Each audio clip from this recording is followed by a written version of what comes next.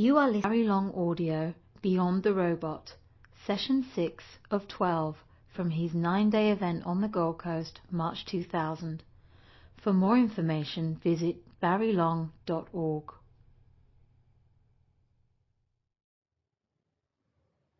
We are fundamentally robots. We find that very difficult to accept, but it is the truth that fundamentally we are electrical robots, just like the computers that we use. The only thing is that it is a miracle of the constitution of our bodies and our systems that there is a self-consciousness in it, which is robotic. That's why most of us behave the same way most of the time, because that's what robots do. But inside of it also, inside of each one of us, is this light of consciousness behind the robot, or the very intelligence of the robot, which comes from deep within. You could say it comes from outer space, because that would be the thing that all the UFO people would try to say, but it's not true. It comes from inner space, for there is no outer space in truth. That's created by the robot, this wonderful, extraordinary machine that we are. But in inner space, that's where our reality comes from, that's where our intelligence comes from, and the intelligence breaks down as it becomes unconscious. And by the time it gets into the robotic bodies, it is completely unconscious. And so we behave like robots. We make the same mistakes over and over in our experience. We weep about the same things. We become attached to the same things with a bit of variation. We have broken hearts.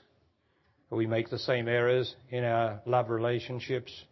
And we give in to greed and ambition and wanting and trying, which are all robotic reactions to the world outside of us, which is also created by the robot. The one way of escape from being robotic is to retrace from the robot here, to be able to retrace the intelligence that's in the robot, to follow that line of intelligence down to where it comes from, in deep inner space. But that's very difficult for a robot, because a robot must continue to behave robotically like the whole world outside there is doing most of the time. What happens, what is built into this magnificent machine, is that with experience, which you cannot avoid because as soon as you're born, you're starting to undergo experience. With experience, you start to not need the same experiences. Okay, with experience, you start to react like a robot, that the good ones, the good experiences, you want to repeat, and the not so good experiences you want to avoid. And so that becomes a way of robotically directing your life towards that which you think you enjoy and away from that which you don't enjoy. And that, of course, is robotic.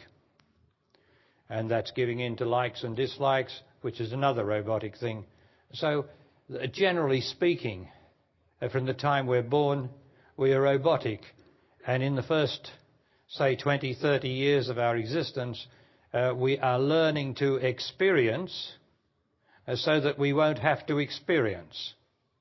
Because the reactions to experience are fundamentally robotic. And the idea is to become more intelligent is to become more conscious. And to become more conscious means that I do not need this experience again. And that brings us down to emotions. Because emotions and feelings are the most robotic part of this magnificent machine which keeps us tied to robotic behaviour until such times as we reach a deeper level of intelligence within ourselves which says, no, I'm not going to be directed anymore by these robotic emotions and feelings, for instance. Now, the whole human race out there lives off its feelings, its emotions. And I suspect that most of the people here also still, to some degree or other, still live off their feelings and make decisions from their feelings, particularly in their love lives. Now, you have to understand, if you're going to receive what I'm saying, you have to understand that feelings are emotions. Emotions are a feeling. There are no such thing as a good emotion, and there is no such thing as a good feeling, because they're both the same.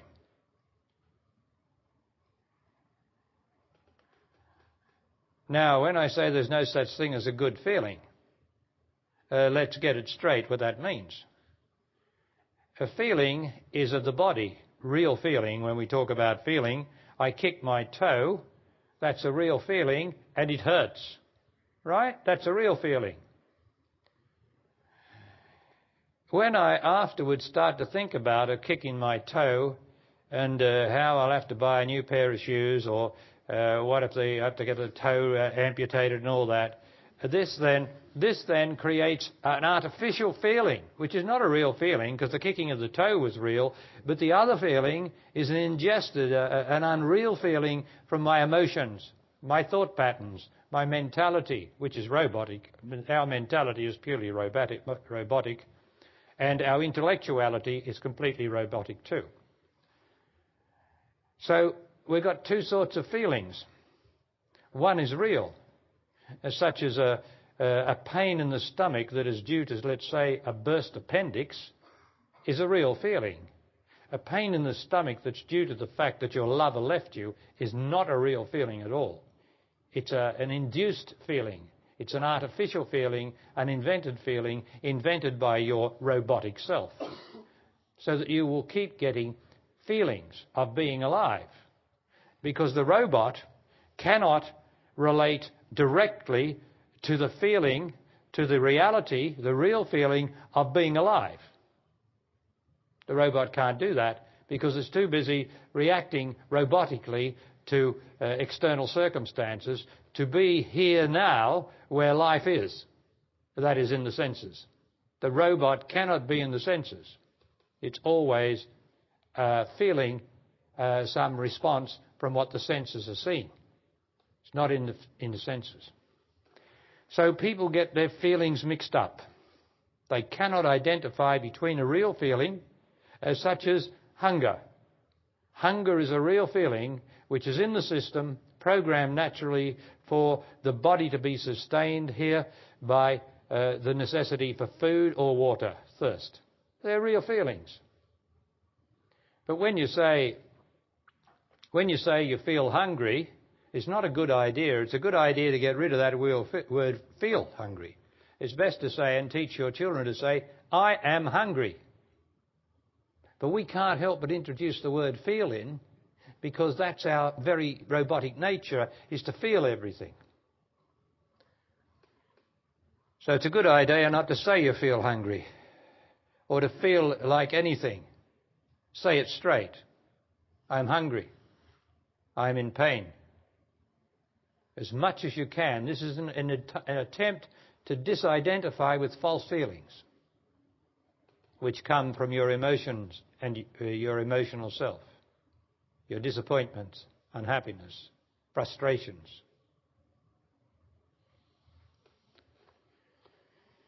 So the object is to become more intelligent, because the robot has an intelligence in it, like the computer, which is a robot, has an intelligence that comes through it in the form of electricity.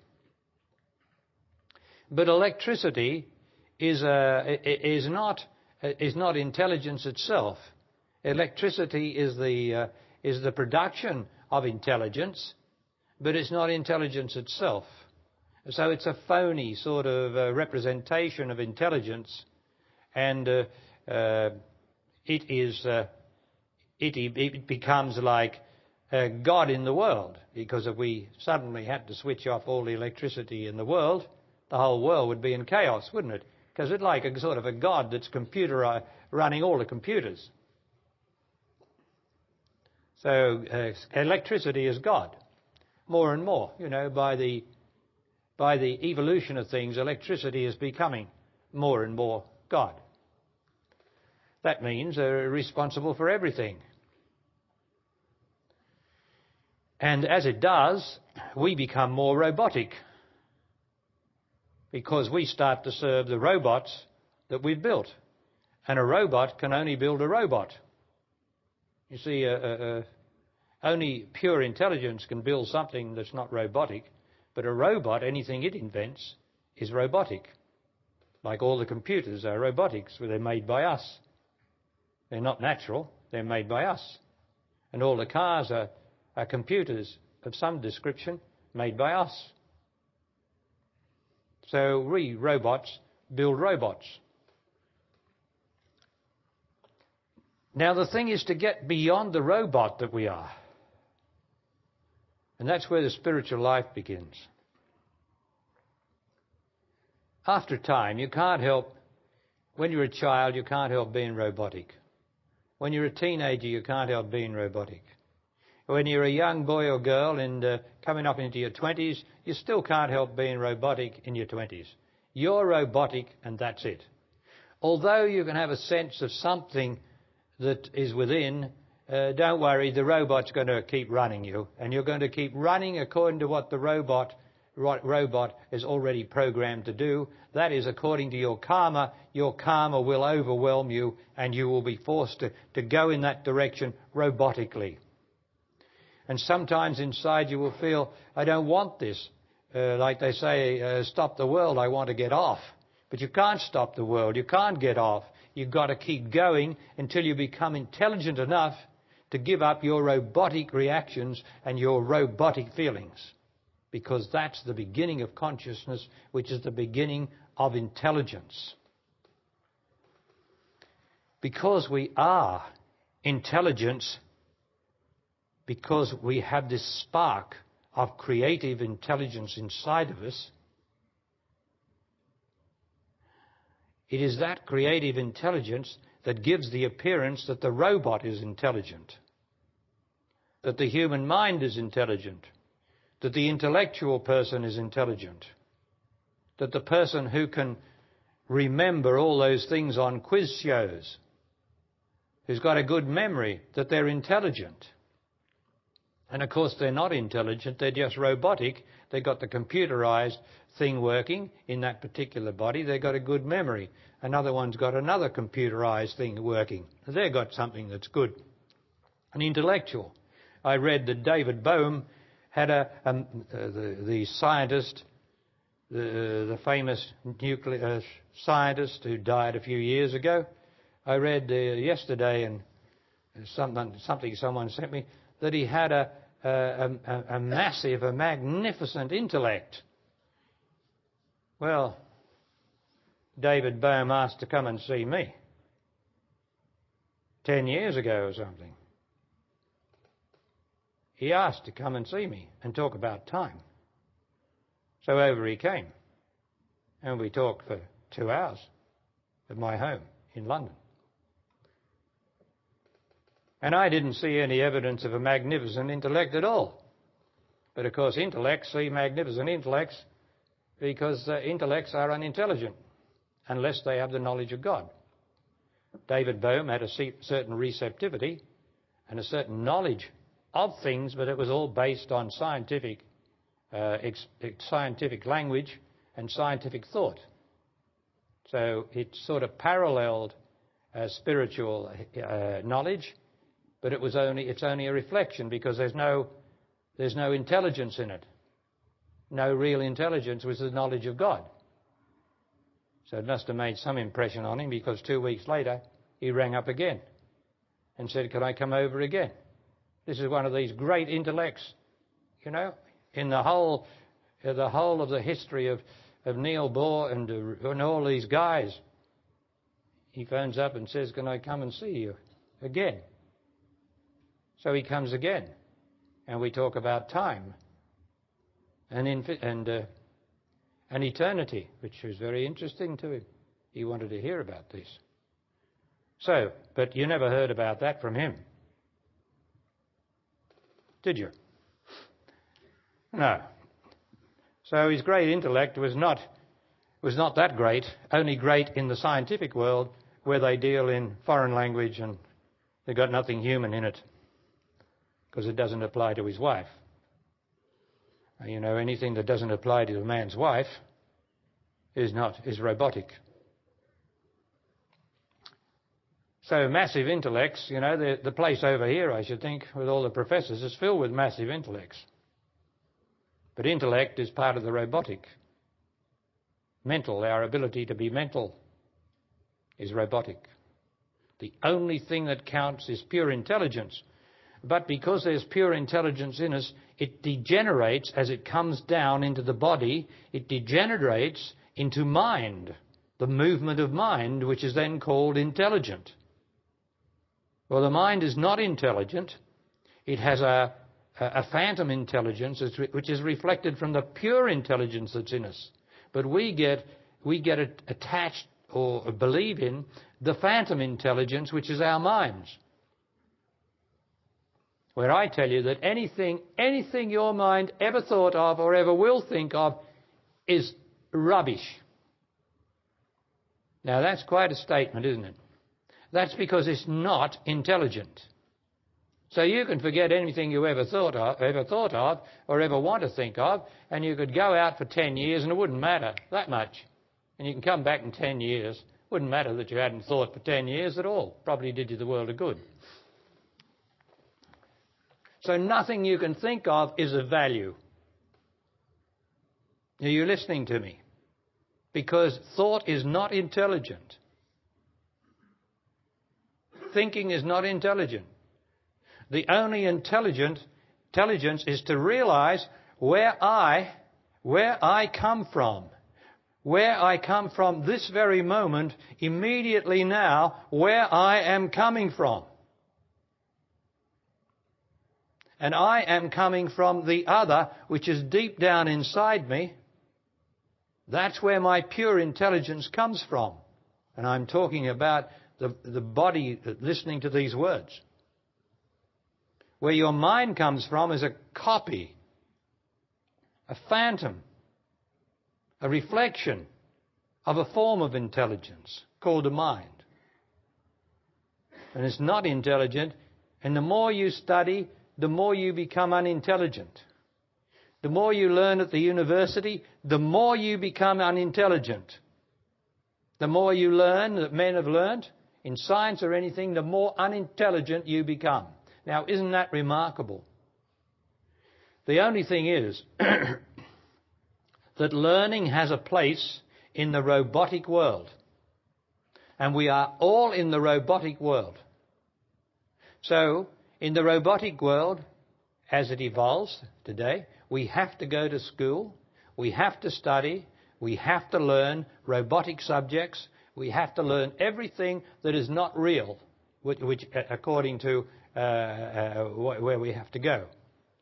So that's not to say that you should not go to university or you should not learn. But you should know that the more you learn, the more unhappy you become. The more there is to think about, the more there is to fear, particularly examinations, when you will be terrified that you don't pass and all the repercussions of that. And then you will have a good celebration when you do pass with lots of booze or something else which is quite unintelligent. So you'll be robotic to celebrate all your successes and to mourn all your failures, right? That is robotic. So the only intelligence is to start to discover the line of intelligence that comes from the other down inside you into this robot and allows the robot to actually appear to be alive. And you only do that when you have had a certain amount of experience, and you have suffered as a result of your experience. Anyone who has not suffered as a result of experience finds it extremely difficult to make the turn around, to go back into your own intelligence, back into your own willing to the source of your intelligence in the other. But that's what experience is for, because everybody has to suffer. Nobody escapes. You can think that somebody with $1 million or something has got a good life. Don't worry, there's always suffering for them. There's always their children they're attached to that die. There's always their companies that fail. They go to jail. They're sick. They've got something inside of them that's a problem that you never hear about. Nobody escapes. But the thing is that brings us more and more out of our intellectuality and out of our mentality to say, well, what's it about? What's it about? That's the best question anyone ever asked. What's it about? The trouble is that the human mind, like science, comes in and gives an answer. Well, it's about the Big Bang Theory, it's about Einstein's theory and all this rubbish, and it's not about that at all. That's part of the robotic evolution. So I'm talking about what you're endeavouring to do, and the secret of it is to not need the same experience again that has caused you unhappiness or problems. I'll say that again. To not need again and not go into the same experience again that has caused you to be unhappy and disturbed. It's twice enough for me to say that, or you're going to go into it again. You're going to have the same experience again. Well, that's what we do. We're still robotic, and so we go in and we have another go. This will be different this time. It won't be any different this time. Why? Because you're still robotic. You're still hoping and wishing instead of looking. Now, when you look, is the first sign of intelligence is to look. And not to look out into the external in that sense that science is always looking out beyond themselves, into objects, but to look inside and see, well, what is right or what is true here in this situation? What is right? What is true for me here? That's the beginning of intelligence.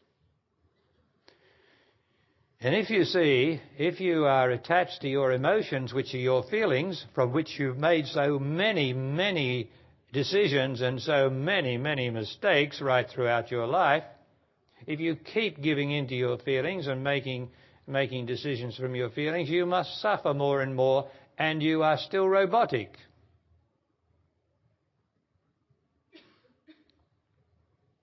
So I don't want you to just have me talking, please. I want you to see if your feelings have misled you. The last time you fell in love, for instance, you went by your feelings, how beautiful it was. Well, where is he now? Where is she now? Or the first time you fell in love, and how beautiful it was from the feeling. Oh, indescribable feeling of beauty, loveliness. Where is he now? Where is she now? Long gone. Because it wasn't true. It was a feeling. It wasn't the truth.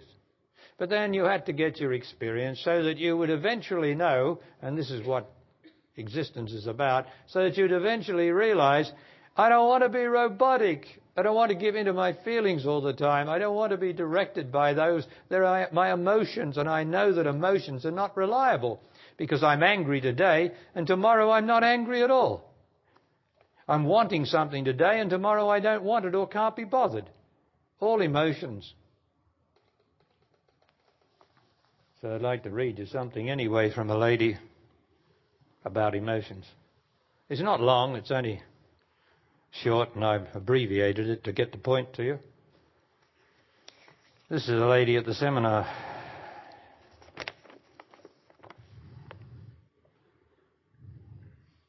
Guess I've used a yellow marker. Not so good in this light. Okay, so she says, My life becomes better and richer continuously. It's a big change going on since I am with you. What happened 5 years ago? What a fight I had in the beginning, especially with what you are saying about emotions.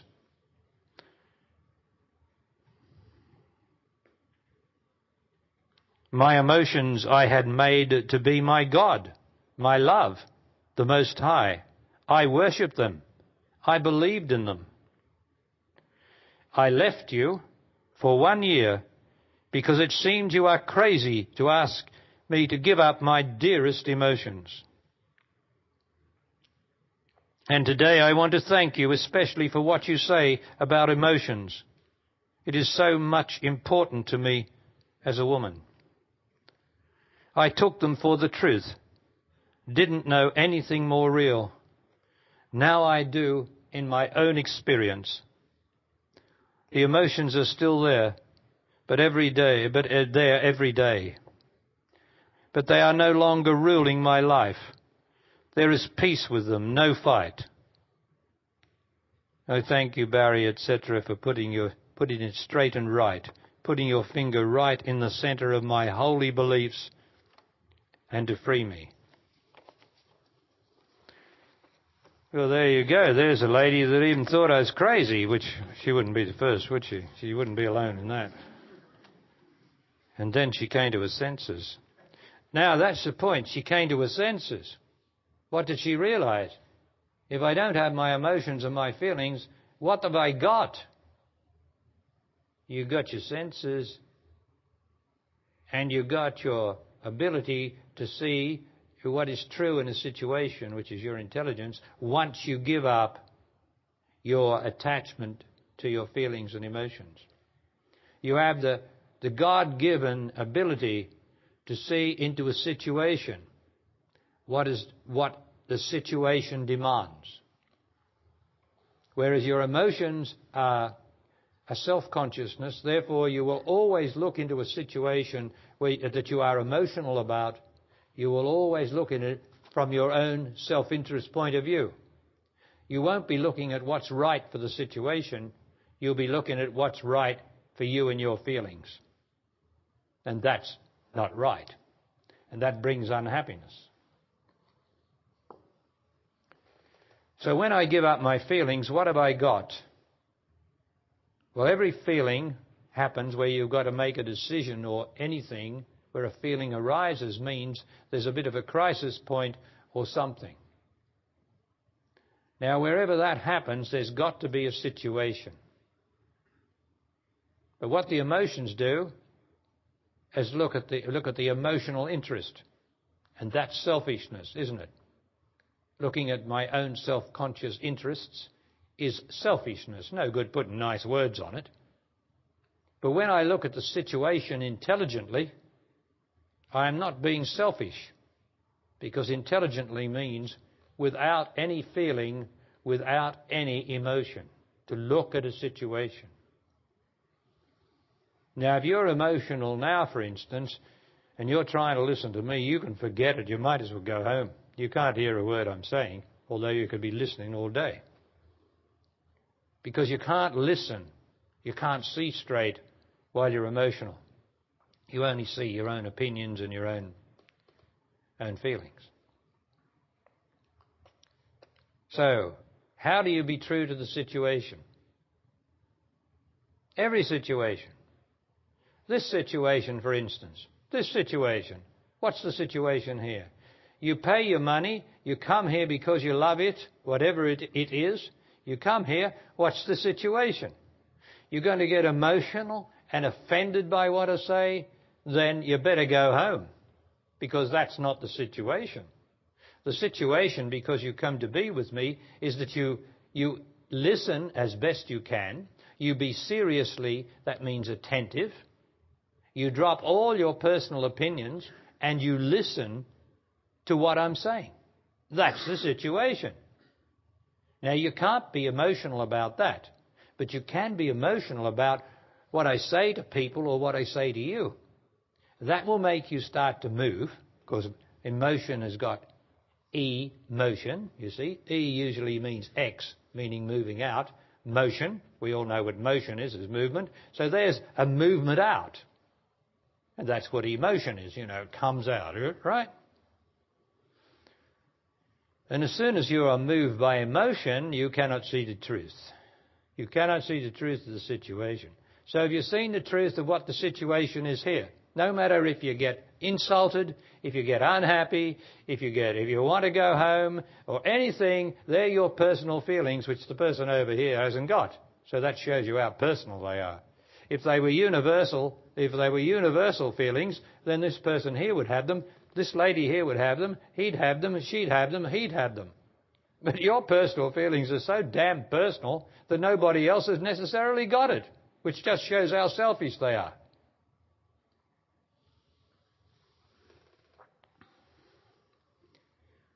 Now let's take another situation.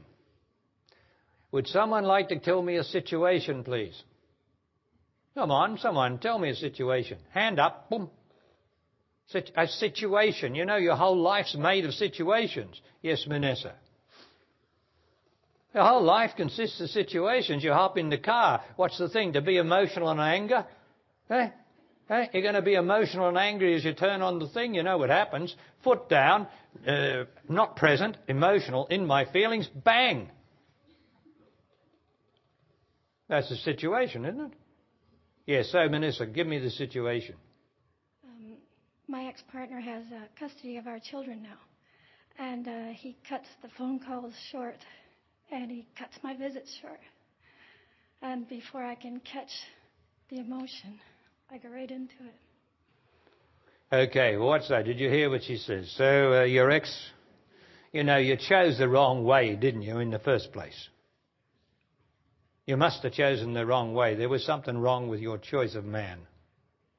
Just that you weren't right for each other. But anyway, that's the way. You went by your feelings, and that's what happens. But at any rate, he cuts the time on the phone to the children, is it? And he cuts short the visits.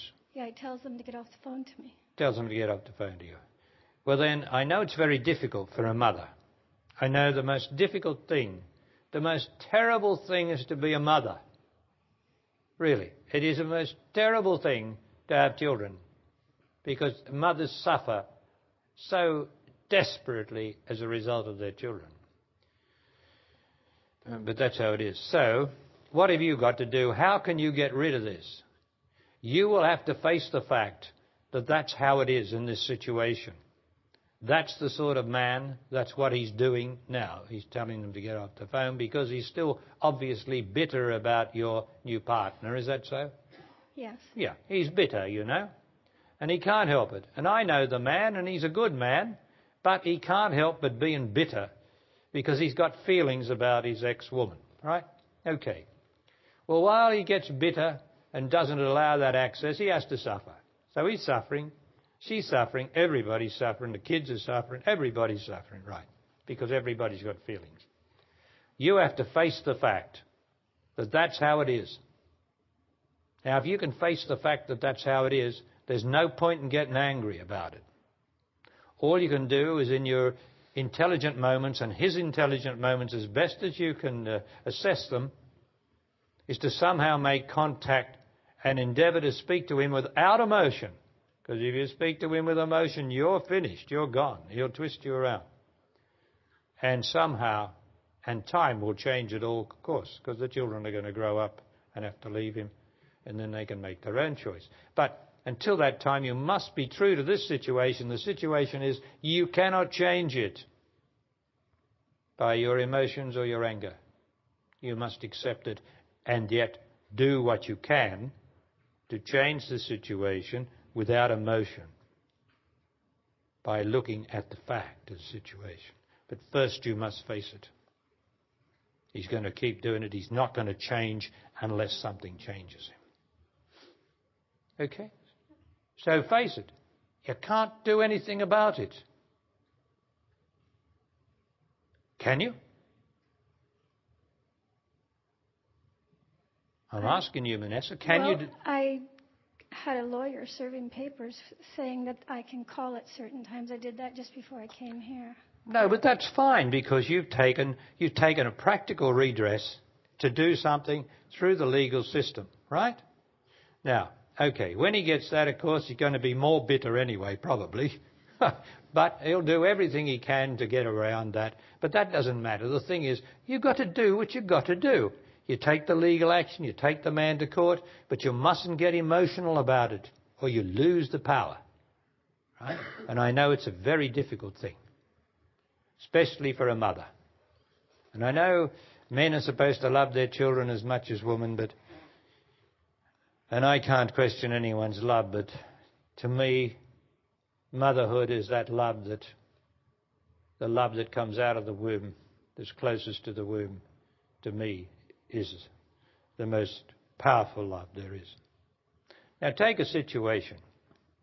We'll all share in a situation, of a lady. Who's here?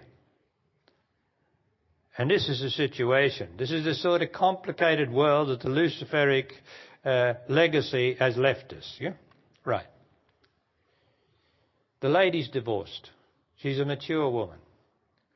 She's got a daughter aged 17. Or she had a daughter, and the daughter, when she's aged 17, of course, moves out and goes and lives with her boyfriend who's aged 18. The boyfriend hasn't got a job, hasn't got any money, and although he's a sweet boy, it's probably doubtful whether he could hold a job down at all. Right, but that's a bit of a judgment, isn't it? But at any rate, you get the idea, don't you? And that when they, last winter, when they were in Europe, the mother had to pay the fuel bill because he didn't have any money, she didn't have any money, and so the mother has to come to the rescue, pay the electricity bill in that bitter winter of the Europe, right? Then just before coming here, she finds out, she's told, the daughter is pregnant. He's got no money, she's got no money, he's got no job, he's got no intention of getting a job, and he says, oh, we'll be all right, we'll get by. They're the optimism of youth. Of course they'll get by. Of course they'll get by. But what sort of a life is that for the child? At any rate,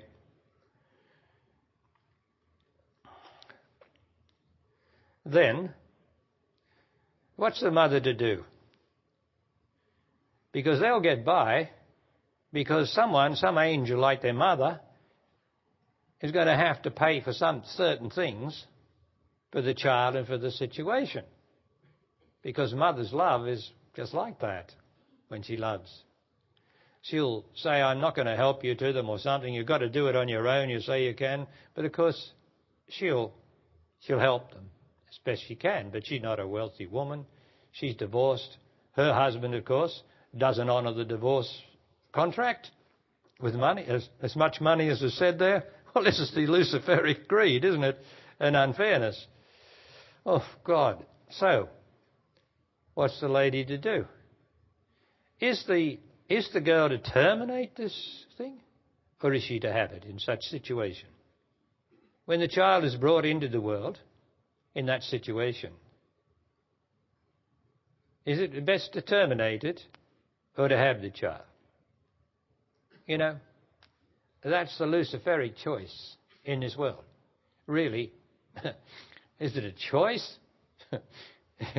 Is it a choice? You go this way or you go that way. Is that a choice? It seems to both the same to me.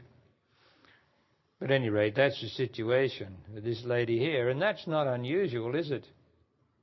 You know, we just heard what Vanessa said about her bitter husband holding it against the kids so the kids can't see their mother.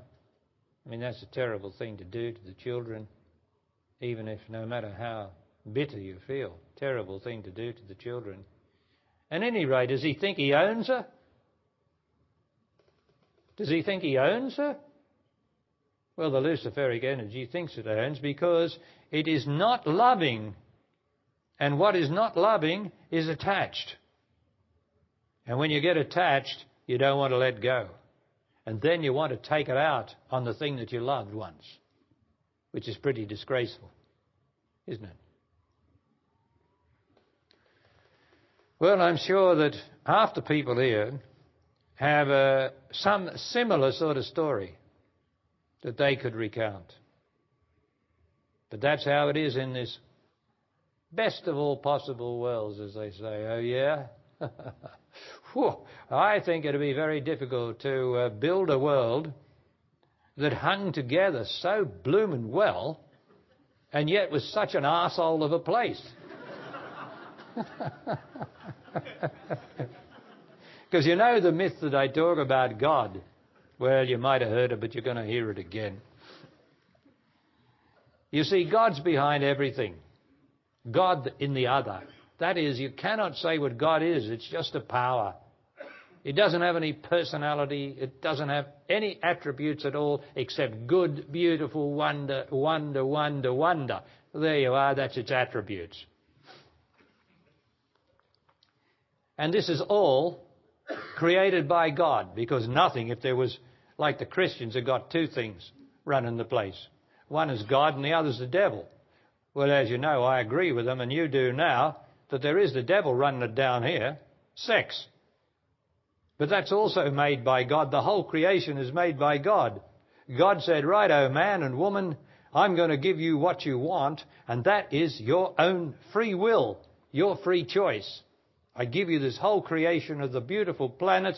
You can only have it for 70 or 80 years, but it's there for you. There for you to do what you want to do with. And I'm going to give you the free will to make all your own choices. So, that was a long, long, long time ago, called once upon a time. And since then, men and women have been making their decisions, left, right and centre, until you get the world that you got now. That's all the result of men and women's decisions and choices. And what a place it is. You hear that? You hear bitterness in partnerships. You hear people who used to love each other being bitter with each other. You hear the whole stinking lot. The children getting into wrong company, and wrong company's always waiting for them, getting to take drugs. Try this, try this. The whole place is chaos. But the other thing God said was, you can make all your choices. You can do everything. You can either come to me or you can do it your way. Do that. But if you go your way, you're certainly going to make a mess of it. But that's up to you. That will be your choice and your world. But I promise you this. I will never let you destroy it. I will always be there on the perimeter to save you from extinction by your own choices and actions. There you are.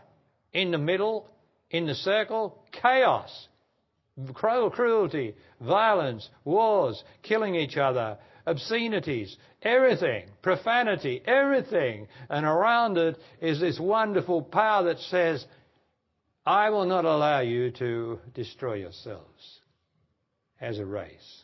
Now, isn't that a lovely story? It happens to be the truth. Because I know the truth. That's how it is. Now, are you going to keep doing it your way so that now you don't know what to do to undo what you've done? Or are you going to start leaving it to God? Well, I've left it to God. God, or the will, runs my life. I don't have any choices. I don't make any decisions.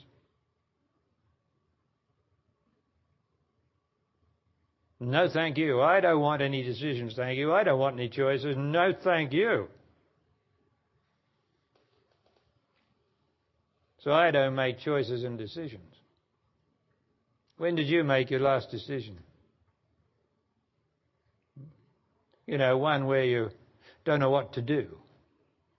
Where you're hovering on something. What will I do? What will I do? And you stay awake at night trying to work out what will I do.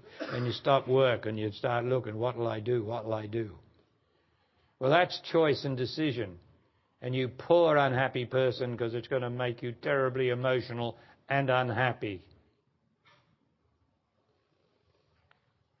Because you've made a mess of it, like I've contributed when I was a mess to the human race. It's chaos in making decisions. But fortunately, by the grace of God, I was pulled out of it. And now I don't make decisions, nor do I have to, and nor do I want to, thanks. But everyone loves to make decisions. And yet they say, I don't want to make these decisions. I don't want all these choices, and yet they're so busy choosing, wishing, wanting, trying, competing. They're all choices. I trust you're having a look at your own experience in this, please.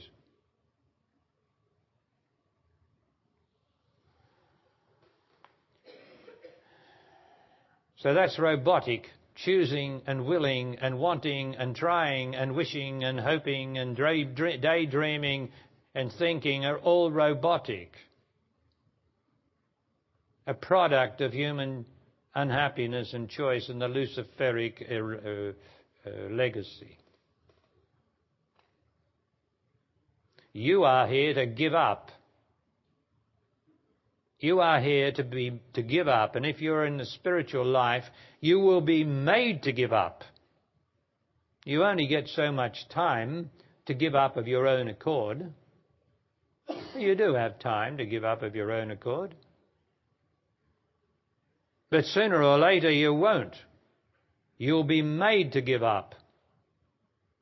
And when you're made to give up, you have no choice, and you have no willfulness of your own. You just can't move. You're locked. You're locked in by the God's will.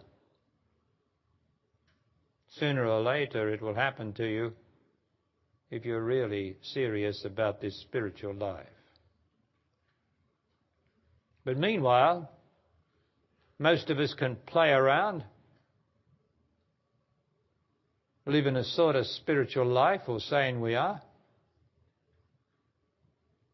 But the spiritual life is very demanding to find God, to get back through this robotic mess, to become intelligent, to be intelligent enough to see the other, to be the other, without objectifying it, without making an object of it. Just the fact that it's there, that is the wonder, that is the beauty, that it's there.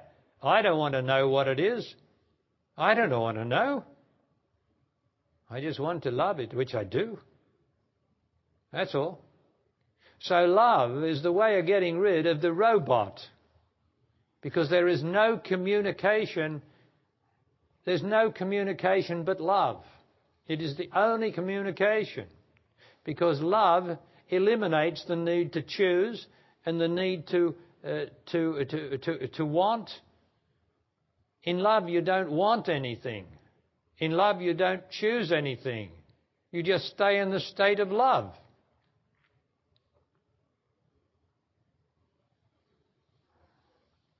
But we objectify love, don't we? We've got such a habit of loving this and loving that. Always an object, always a situation that we love. Whereas true love is the love of that is beyond all situations and beyond all persons. Although you can love through a body that which is behind the body, the supreme intelligence which is in the body, which is the light of the God. That's what you love in a body, because a body is not worth loving. I mean, it has certain mannerism and things that we get attached to and we get used to, but that gradually fades as it gets older and lines come in the face and all the rest of it, and the shuffle comes because they can't be so mobile as they were once. But if you love what is the truth in the object, if you can only see it, then that's different. You don't love the object. And that is where humanity went wrong, loving objects instead of loving what is behind the object, which is inside of you too, of course.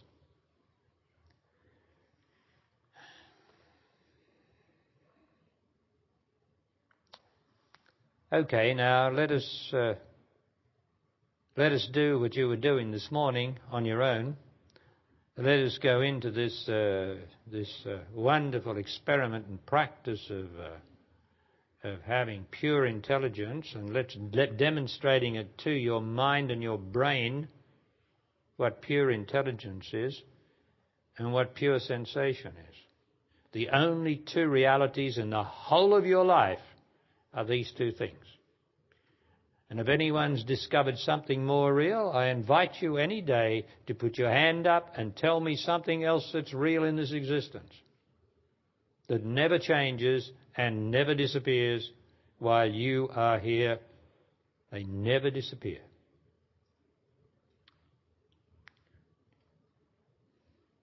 So this is the exercise of becoming more intelligent in the first instance.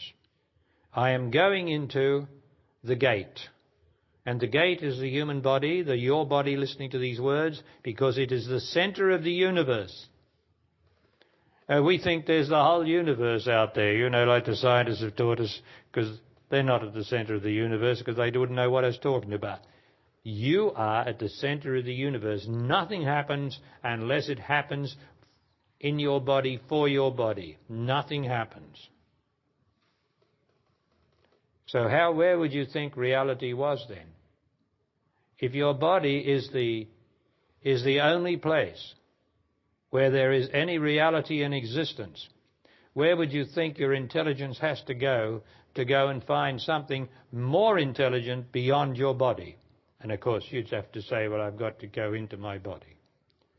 Would you be like the scientists and think you can go into the stars? It wouldn't matter if one day you might travel to Mars, right?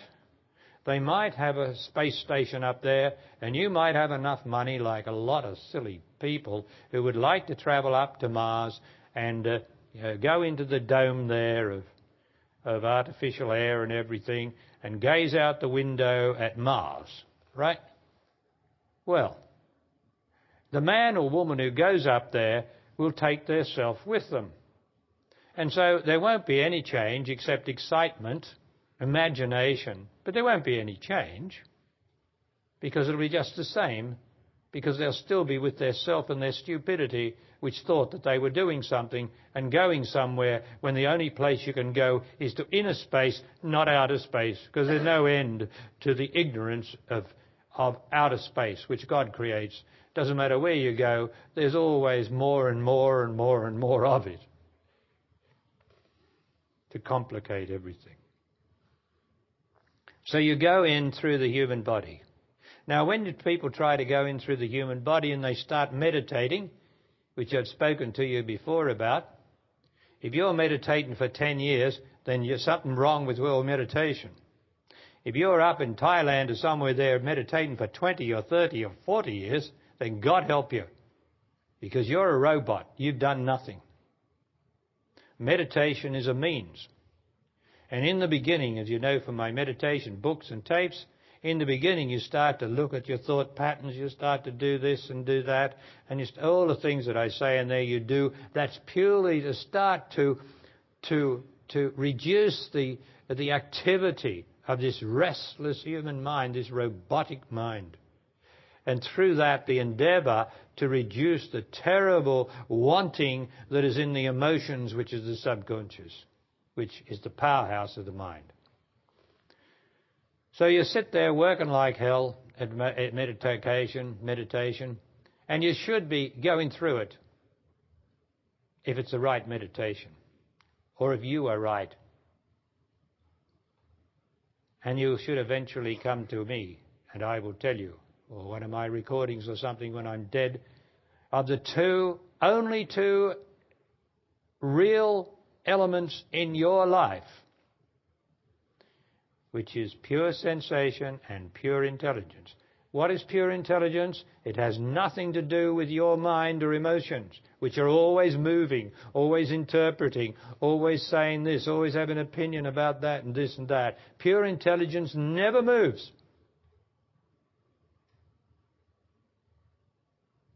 It looks without moving, whereas the human mind can't look for long without moving. And pure sensation is the source of the body. And so we discover that pure sensation is sensating in our hands, this very moment and every moment, in our chest, in our back. Pure sensation, every moment, in our head, in our lips, in our nose, everywhere, the neck. Everywhere is this pure sensation going, never ending. A reality. And so you put your pure intelligence, not your mind, on those places in your body. And eventually all the intelligence that's in the arms and legs and waist and everything, all the sensation that's in the arms, the legs, the waist and everywhere else, comes together. For that's what happens when you are serious in doing this. It comes together as the pure sensation, which is the source of the body, the appearance body. Now you mustn't think, please, that just because you think you haven't got it all together, because you've really practiced this, you've practiced the arms, the legs, the neck, the head, you've done it, but you think that you haven't got it all together. Now that's not the truth. It is your mind that seems to be holding it apart, but it's not true. If you have done this often enough and purely enough, then you have it together. You have it together. Don't believe your mind and its assessments. Just keep looking. And eventually the pure sensation disappears and the appearance of the body disappears, meaning you're no longer attached to it because you've gone into being. Doesn't mean that the body disappears to the sight if you happen to have your eyes open, but you can't get the whole of your body. Some member will appear, a member being a leg or an arm, because the mind will remember everything it possibly can to keep you in bondage. Don't believe that you haven't got it together. Stay still.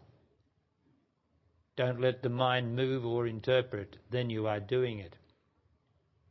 Don't have a conversation with yourself because that will be the mind, the monitor. Then you are doing it. You are far more pure than you think you are. The thinker is the impurity in you. Don't give in to it. Be still. Be still. Give up.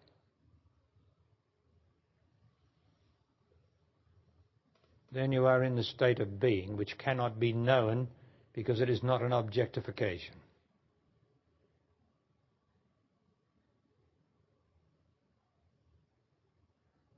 How do I know that I am in the state of being? You can't know it. But your intelligence will tell you, without you knowing anything, that it is good, that it is right, that there is nothing here. You see, intelligence doesn't have to know anything. Intelligence is consciousness which already knows without knowing, and that's knowledge.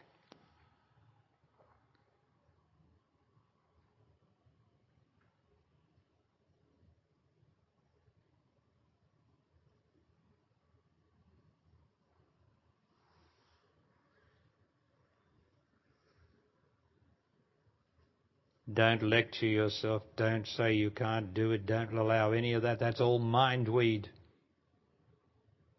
You're not true. You are true. Be still.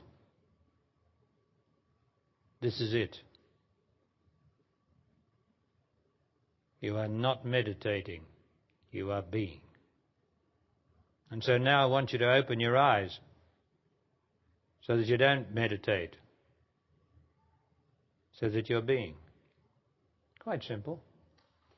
Doesn't interfere with anything. It's just that inside you're nothing, you're absence. Absence of the usual stuff.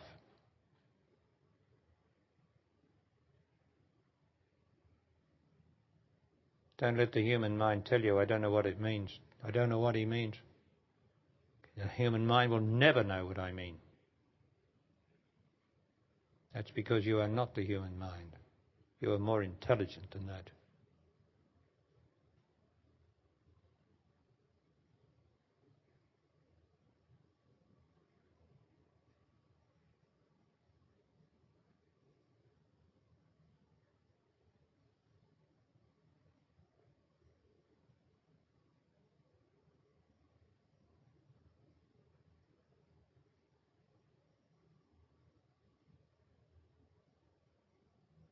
You see, the focus is down inside the body, isn't it?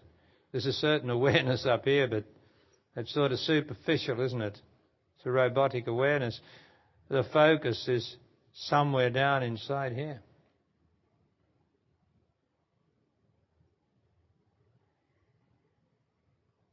You can shake, it doesn't shake it away or anything. The only thing that stops it is thought. Then you're no longer intelligent.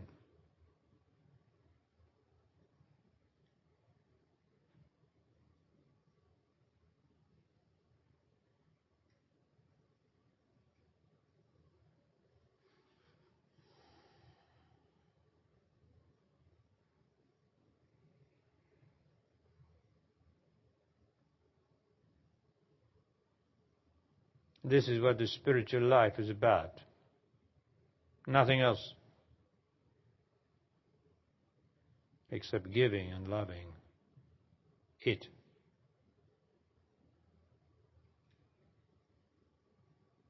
This is the entrance. This is where you go into the deeper parts of the psyche, beyond the robotic psychic place.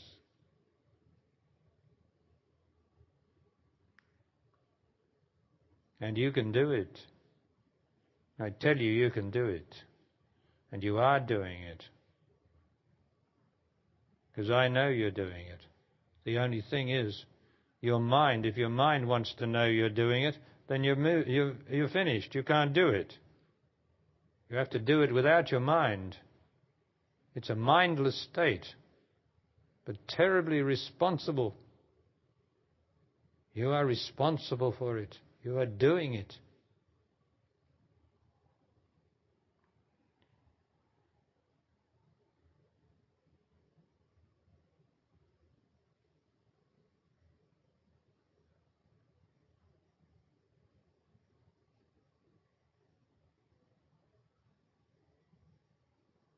And all you have is your own body. No thoughts, no imagination. All you have is your reality. And that pleases me.